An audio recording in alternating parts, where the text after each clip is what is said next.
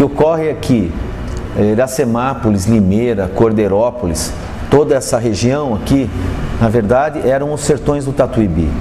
Era uma coisa só. Não havia assim no início do povoamento aqui, da povoação da cidade de Limeira, que depois se chamou Limeira, que na verdade era conhecida a região como os sertões do Tatuíbi e como Morro Azul.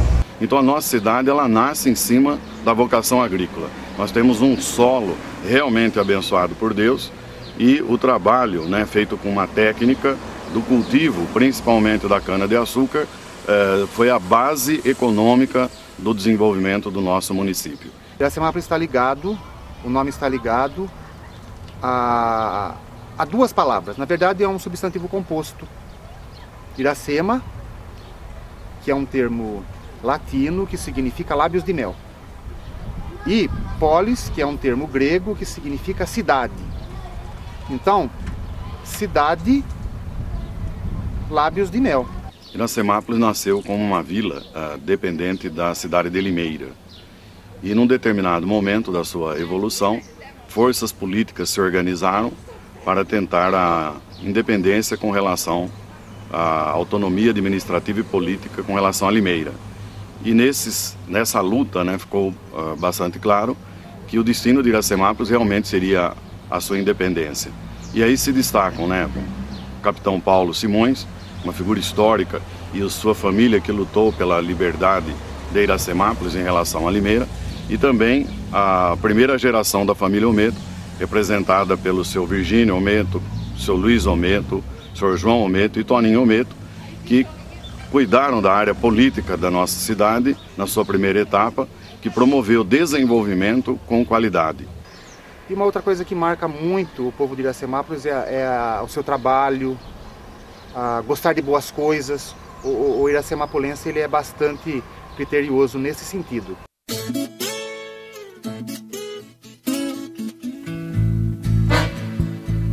A saudade é uma estrada longa que começa e não tem mais fim. Suas léguas dão volta ao mundo, mas não voltam por onde vim. A saudade é uma estrada longa que começa e não tem mais fim. Cada dia tem mais distâncias, afastando você de mim.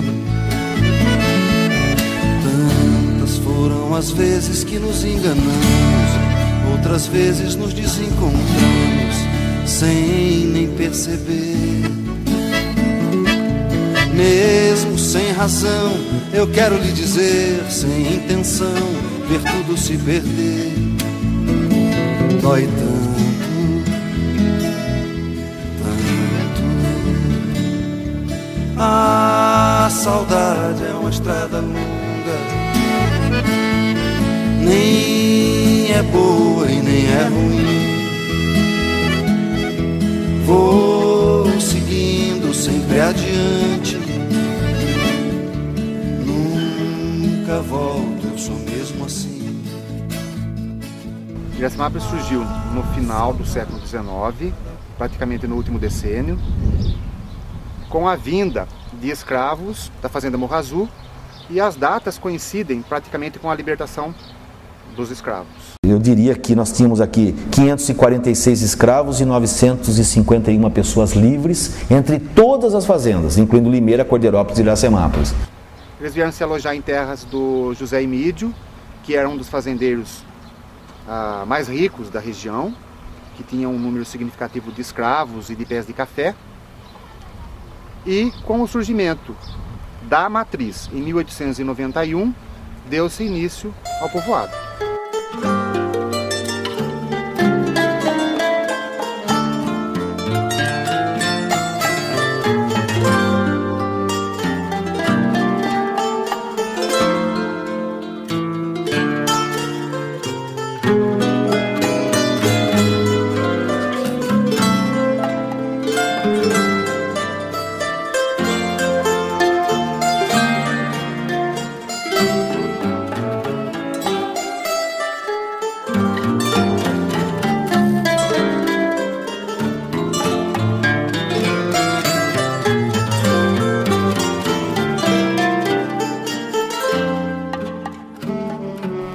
está ligado à dança dos escravos.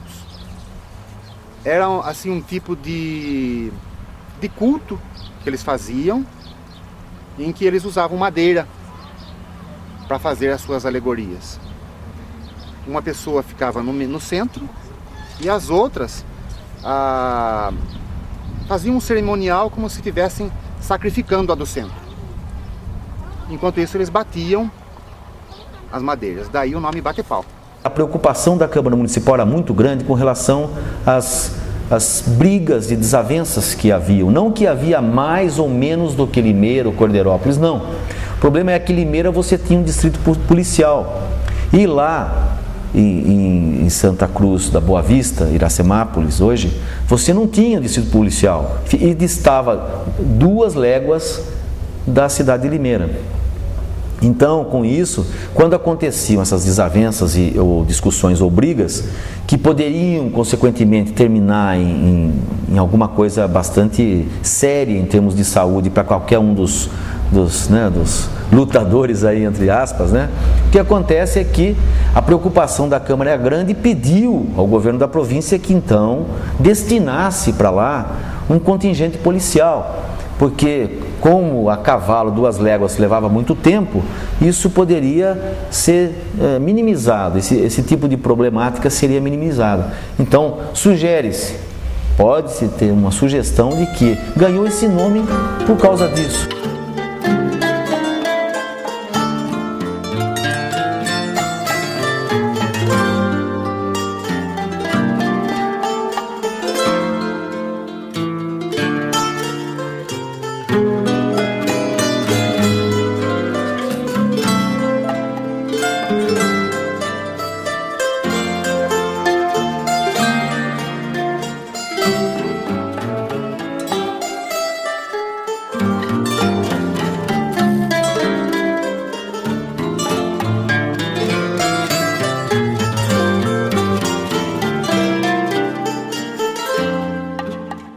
Iracemápolis era distrito de Limeira, mas como o município aqui, a usina Iracema começou a produzir o açúcar e aquele que era a melhor renda que Limeira podia ter naquela época. Quer dizer que nós não recebia benefício nenhum daquilo lá, era mandado pelo prefeito de lá. O subprefeito daqui, naquela época, era o Zé Quinelato, era subprefeito ele era. O Zé Quinelato como o primeiro prefeito de Iracemápolis. Durante 2 anos que ele trabalhou como prefeito, ele quase não podia fazer nada porque a arrecadação era tão mínima que não se dava para ainda começar um trabalho. Mas aí ele já conseguiu um empréstimo do governador Jânio Quadro, naquela época lá, e esse empréstimo já deu para construir represa, tratamento d'água, encanalizar água, tudo na cidade.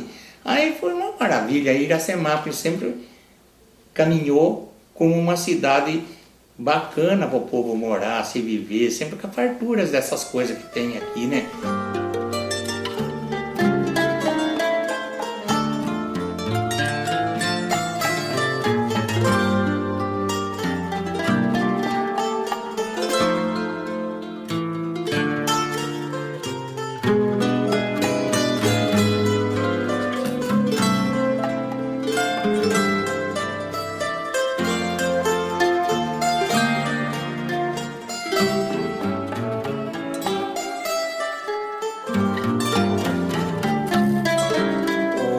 Paulo Aparecido Simões, que era vereador em Limeira, mas ele morava aqui, residia aqui.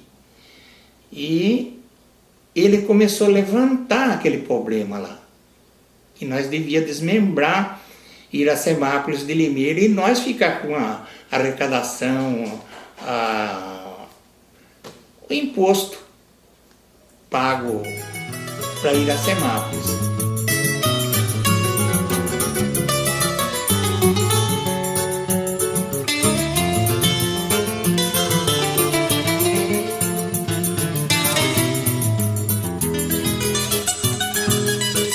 Na época não tinha força elétrica na época aqui na região, né? Então tinha um geradorzinho, né?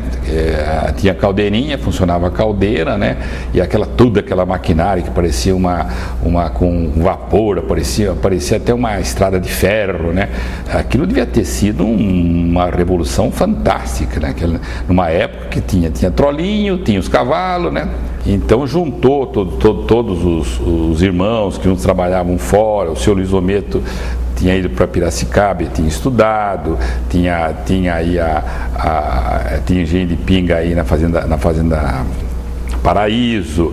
O seu Luiz veio para cá, constituiu-se o senhor João tinha um conhecimento muito grande sobre tratos com animais. E na época, você lembra, havia o quê? Quais as grandes centrais? Havia a central Piracicaba, que era o engenho central, havia o Sinister, havia a Santa Bárbara, todas com uma logística para trazer cana na usina com estrada de ferro. E se falava então que aqueles italianos, aquela turma de descendentes italianos, Ometo, tá uma loucura fazer uma usina com uma moenda maior. Eles tinham importado uma moenda da Alemanha, né? Naquela época tudo era importado, né? A Alemanha e tudo, e fazer uma usina puxada com burro, né? Então não teria condição de movimentar uma usina para moer uma tonelagem maior.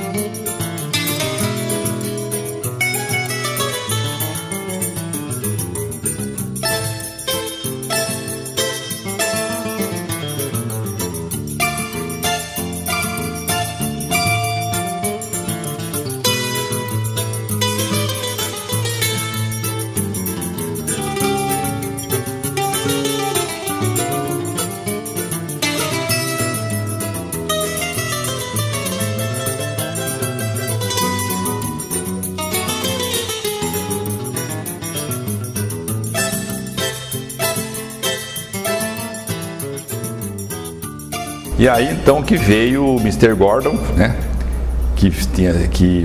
Aquela companhia da Escócia mandou que viesse ele para cá, como ficou um ano aqui montando a moenda, ele veio diretamente da Índia. Eu me lembro que naquela época lá, o Sr. João comprou um monte de uísque escocês porque o homem vinha da Escócia, né?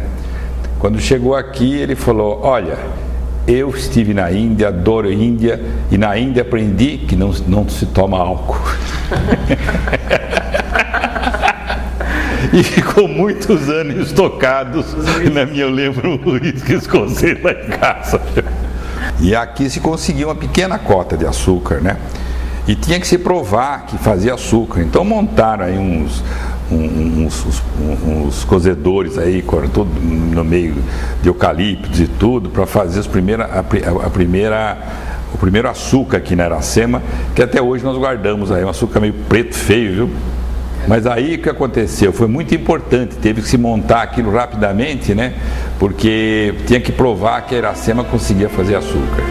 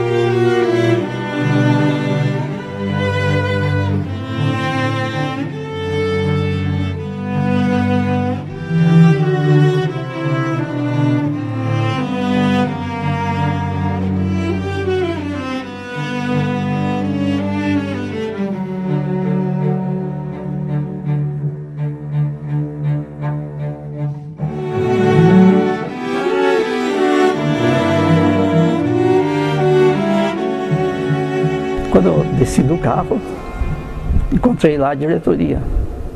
Os representantes da diretoria eram vários, mas eu me lembro de modo especial do senhor João da Dona, Benedito Fabrício, hoje falecido, Pavan, que era o tesoureiro, e ali houve então um contato inicial através de alguns abraços, né?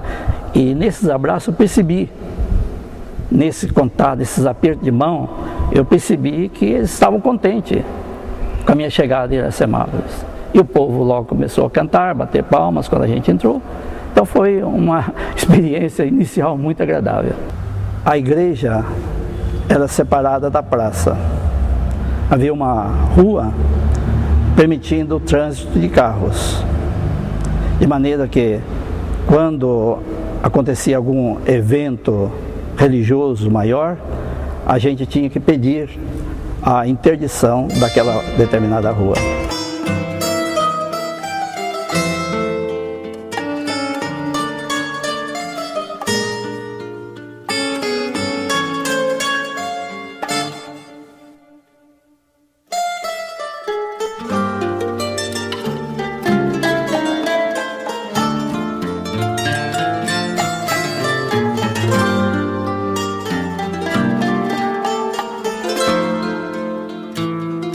Eu procurei formar, né, constituir as várias atividades de pastoral, as várias faixas de pastoral.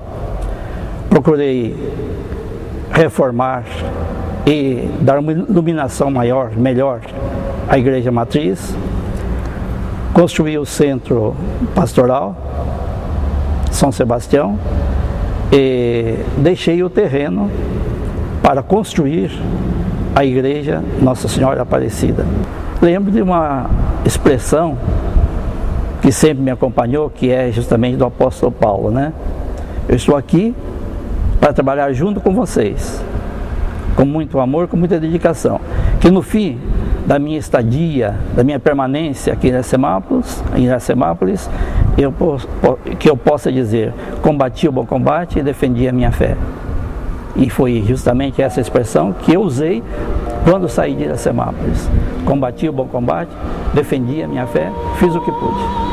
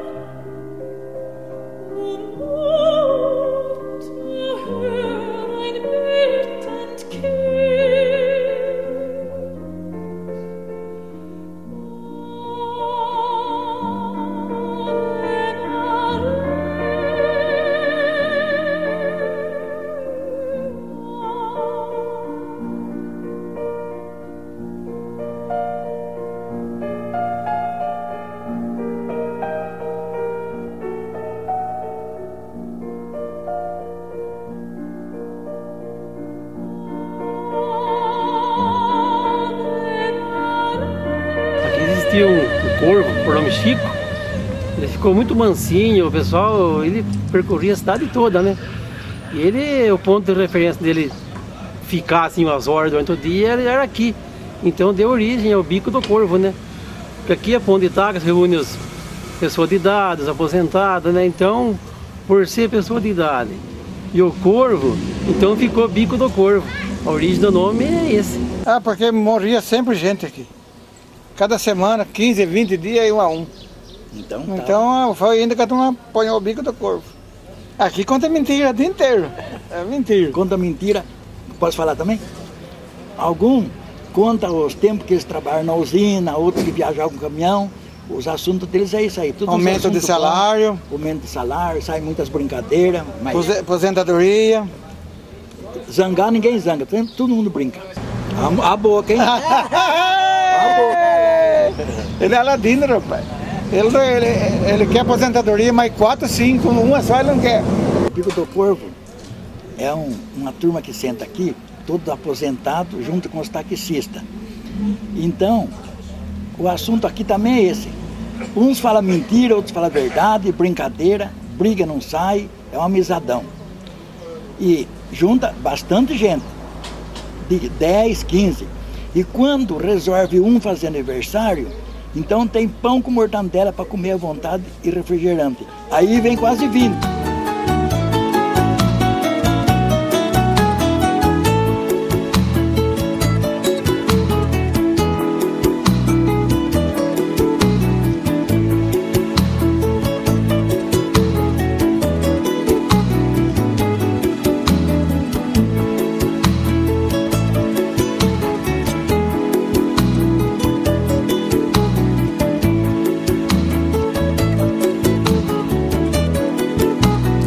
O pessoal falava, nossa cidade não tem cinema. E nós ficamos naquela dúvida, então vamos arrumar um lugar. E aí nós arrumamos ali, fizemos o barracão lá. Não é um barracão, porque nem não era um prédio, né, para cinema. Nós não estava nem atrás do que a renda dava. Não, nós não ligava muito não, viu? O que dava, se não desse o dinheiro para cobrir a despesa, nós tirava do nosso trabalho e pagava. Foi por causa de eu achei que em cima tinha um defeito numa vigota. Ela podia qualquer hora dar uma... Sabe, aquele tempo se mexer num prédio daquele, meio velho já, uma parede muito grande, sem muita amarração, facinho para ela abrir, né? E eu, quando eu vi que a coisa não estava boa, aí eu chamei o engenheiro, mostrei, e ele interditou. E eu pedi para interditar.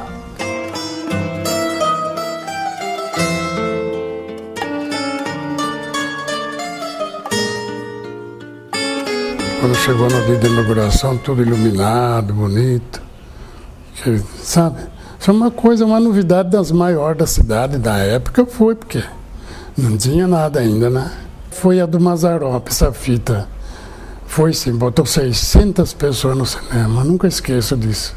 Não podia, viu? É contra a lei.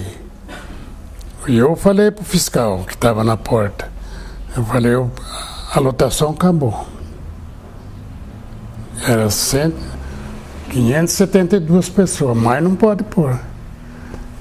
Ele falou, mas eu fico responsável. Eu falei, bom, então tinha umas porção de pessoas para fora. Aí ele começou a mandar comprar ingresso e botar para dentro. Aí atingiu 600 pessoas. Eu tinha uma confiança, uma segurança deles. Ele falava, pode parar, pai, não vai mais não. Para e descansa agora um pouco. Foi o que aconteceu.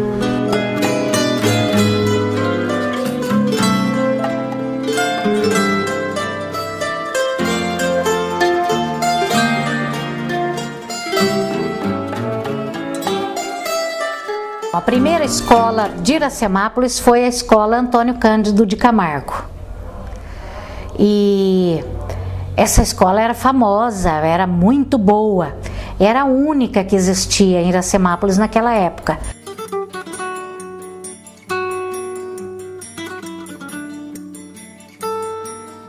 Foi em 1968 o Estado abriu aqui o Colégio Cesarino Borba.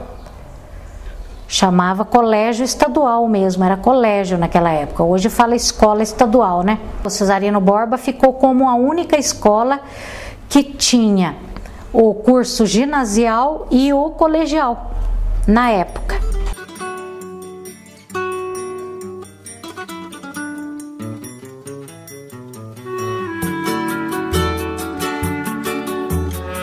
Na década de 80, o Antônio Cândido passou a oferecer de 5ª a 8ª série e o Estado também abriu outra escola, que é a Escola Estadual João Ometo, nesse bairro aqui de cima, que foi uma boa escola também, teve uma demanda muito grande. E daí para frente vieram as escolas municipais.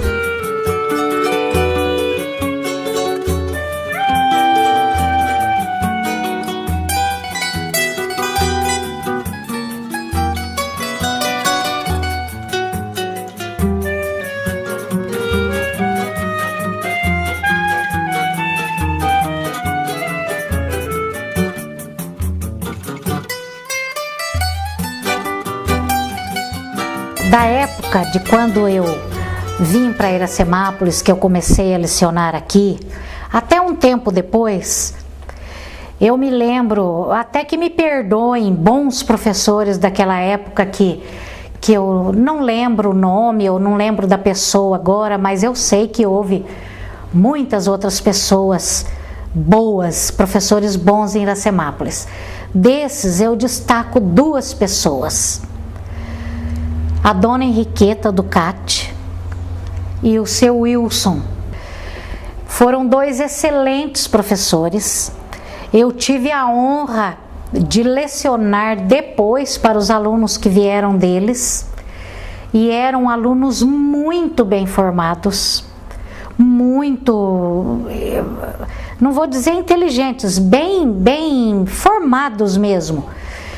O seu Wilson, por exemplo, os alunos que vieram estudar comigo eram excelentes alunos em matemática.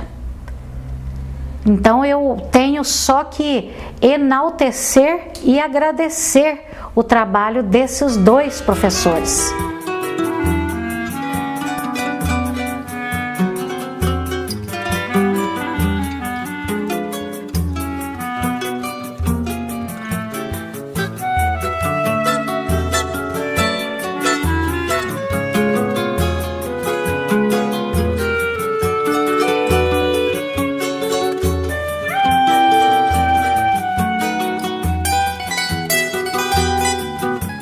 Antes de eu ter meus 2 filhos, minha mãe tinha a dona Jandira.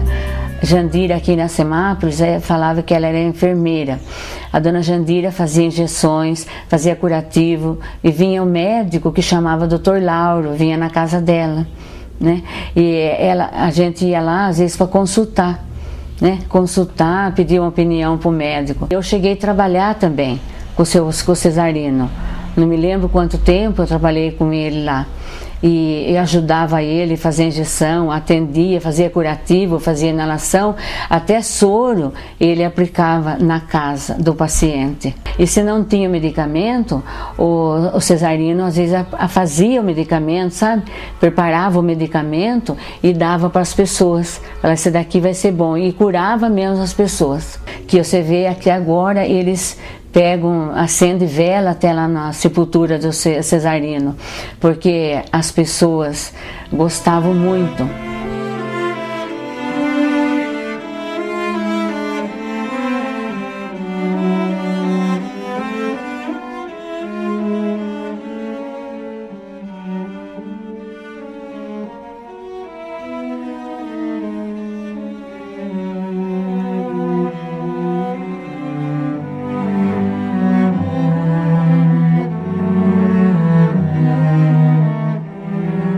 A FEICA é um festival que rola o compositor, né? A música tem que ser inédita, por exemplo, não ter sido gravada, divulgada, vamos dizer, divulgada comercialmente, tocada em rádio, em TV, entendeu? Era uma música que a pessoa praticamente participava só do festival com aquela música. E alguns deles, quando acertavam a veia, sabe? Acertavam a música assim forte, eles iam ganhar um festival cada fim de semana numa cidade. Tem o caso do Eudes mesmo ele ganhou aqui e ganhou 40 festivais com a mesma música. Quem começou foi o Júlio de Palma e a Ivana Frasnelli, né, que trabalhava na prefeitura. E foi ele que começou a fazer. Na verdade, para ser sincero, isso aí já uns 10 anos atrás, 12 anos atrás, o festival já tinha, né, já tinha parado, né? Eu fiz alguns assim, aí foi a época que eu organizei, mas assim, mais por iniciativa própria mesmo, entendeu? Eu falei, não vou fazer, eu conheci a moçada que participa dos festivais há tempo, já são meus amigos. Eu fiz mais para a gente se reunir, entendeu?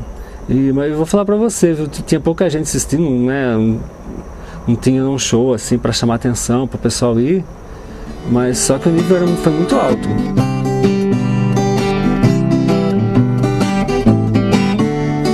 Pera, maçã, arruda, agrião, a luz, alecrim, banana, mamão, sorri, hortelã, feliz almeirão, fogão, a lenha, pipoca, quentão, a porta da saudade é tão fácil de abrir.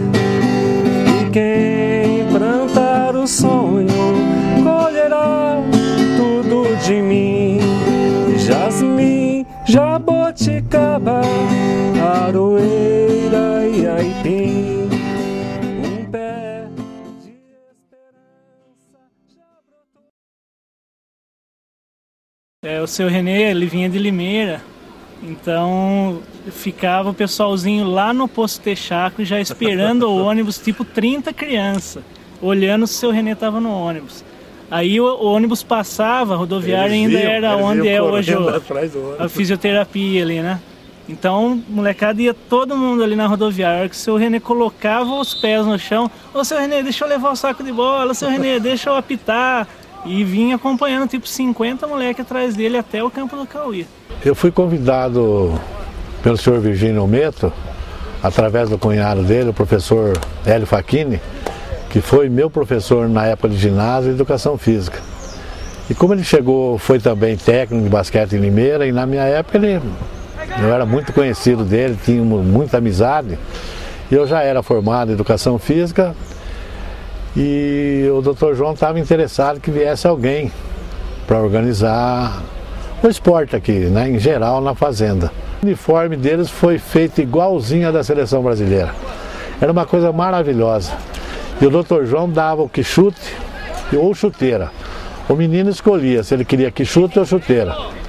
E o uniforme. Então essa criançada andava pela cidade, uma coisa linda, maravilhosa. E às vezes eu falei para eles, daí sempre falo. Eu fui muito feliz, porque eu acho que pai adotivo, eu tive 90 filhos. E eu via na época que a criançada jogava aquele taco, né? Então aí eu falava, então vocês, cada um escolha as suas duplas, fazia inscrição e eu fazia um tipo de um torneio de taco. Eu fiz também esse futebol de botão, né, João? O jogador de futebol é craque. Então eu fazia também os torneios de futebol de botão, né? E taco, botão e as pipas, na época a gente falava papagaio.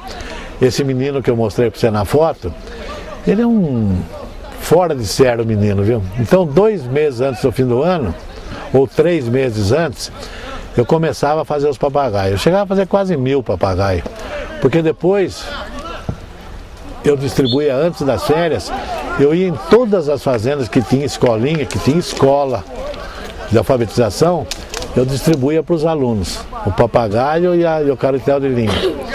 E depois aqui no fim do ano a gente fazia como uma festa. Então você soltava 30, 40 papagaios, ia soltando e quebrando a linha. Então a criançada, nossa, ele se divertiu à vontade.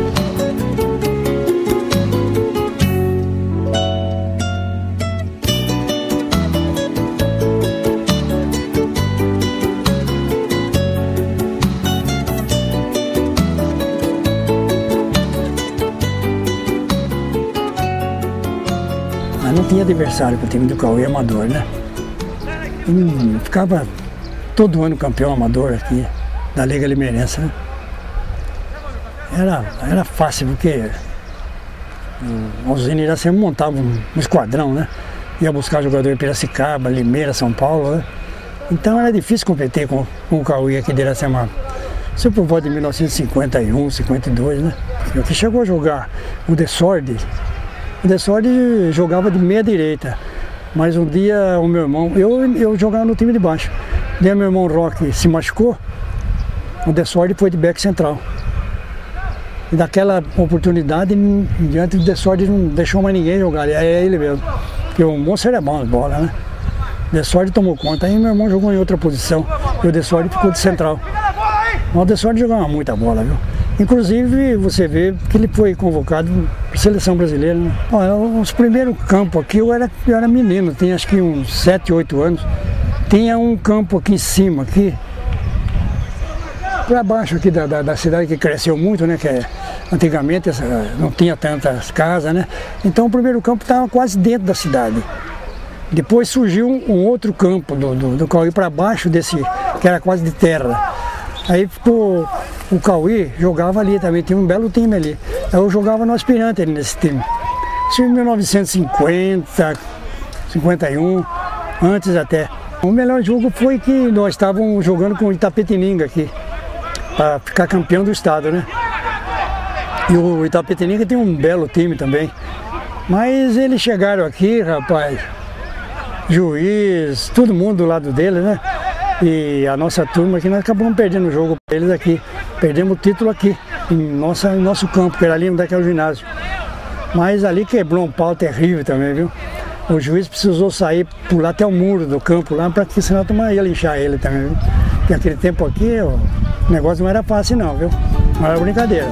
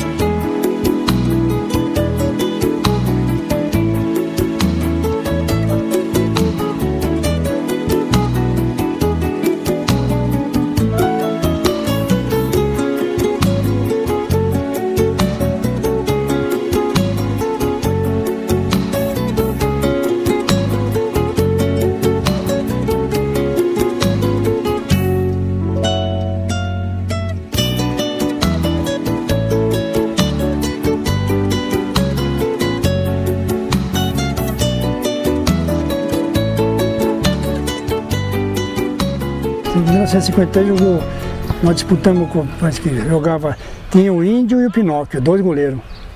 Tinha o Carvalho e eu, back central. Jogava Sampaio, Negrinhão e Mauro. Jogava Jamil, Nanim, Carlito, Irineu e Celcinho. Esse time aí que deu trabalho, né? Um time muito bem montado, né? Muito bem organizado. Cada um sabia jogar na sua posição. Era um time muito bem organizado. Acho que foi em 57, jogamos lá contra o Comercial de Araras. Antes, era a decisão de título também lá. Antes de começar o jogo lá em Araras, tinha mais ou menos 20 presos e uns 10 no hospital. Veja bem o que era, briga. Por isso que eu falo para você, o pau cantava mesmo. O pau não afinava mesmo, entende? O cara que morava aqui, que jogava aqui, tinha que ser bom, tinha que ser cabra macho. Porque não tem lugar para dondoquinha não. O negócio nosso era futebol, o pau cantava, não entende? Tinha que ser macho para mais de metro, porque senão apanhava do próprio jogador e apanhava da torcida também.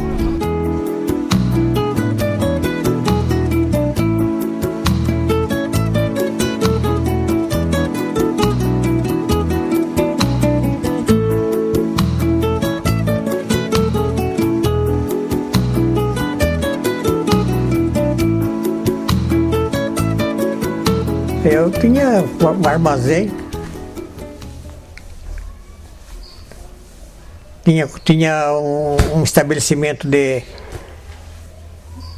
um estacionamento de animais. A turma do sítio vinha fazer compra e tinha sortar os animais lá. Era que nem um estacionamento de carro, só que de carro é animal. O meu irmão veio e falou para mim: você não quer ficar sócio do coisa de ônibus? O Forte está querendo vender. Falei, você que sabe, quer entrar? Vamos entrar. Aí ele falou, então vamos ver. Aí pegamos e ficamos, eu, o meu irmão, o Amadeu e o Urzen, 4. Depois, com o tempo, ficou só eu e meu irmão. Comprei a parte dos 2, ficou só nós. Porque tinha de um sócio, tinha uma filha chamada Maria Helena, então foi Maria Helena. Ele vinha de Piracicaba, passava na Cuscaiada, depois passava na Água Santa, Boa Vista, aqui, Limeira. Falar meu nome ninguém conhece. Falou Gordo do Ano, então aí todo mundo sabe quem é.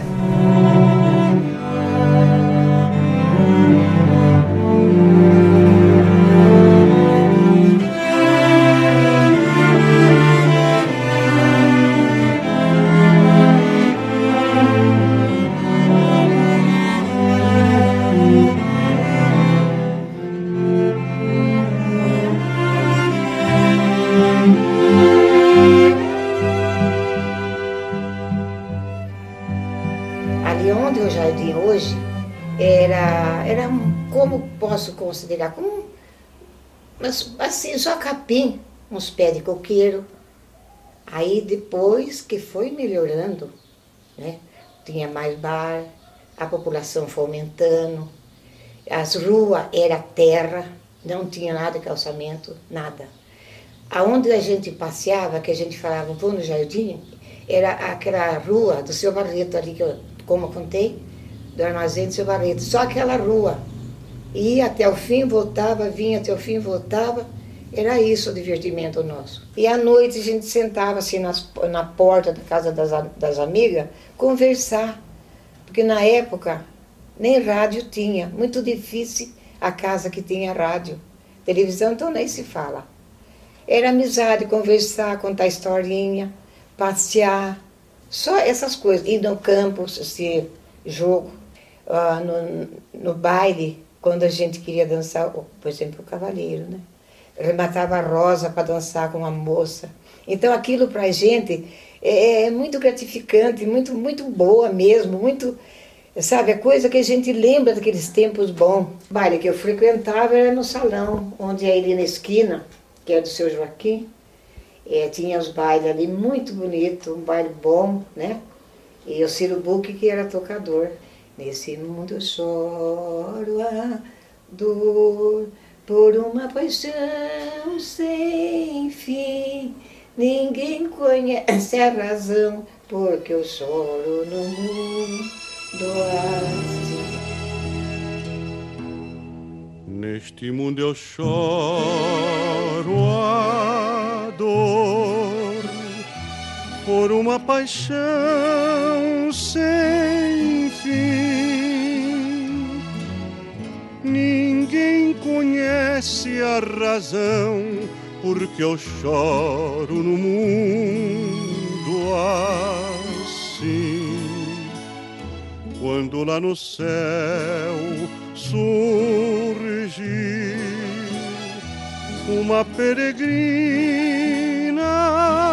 flor, pois todos devem saber que a sorte me tirou foi uma grande dor. Lá no céu, junto a Deus, em silêncio minha alma descansa, e na terra todos cantam.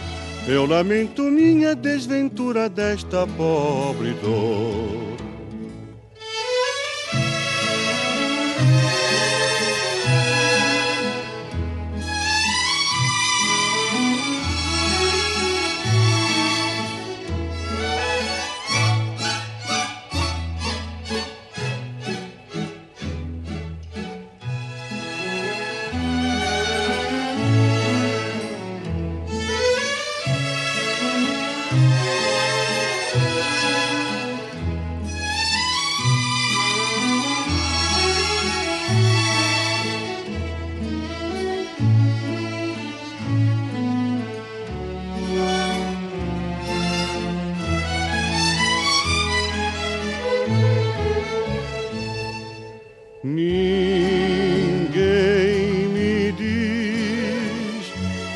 sofreu tanto assim.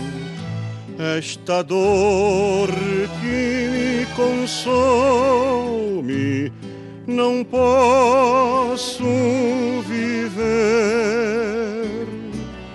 Quero morrer, vou partir pra bem longe daqui, já que a sorte não quis me fazer feliz.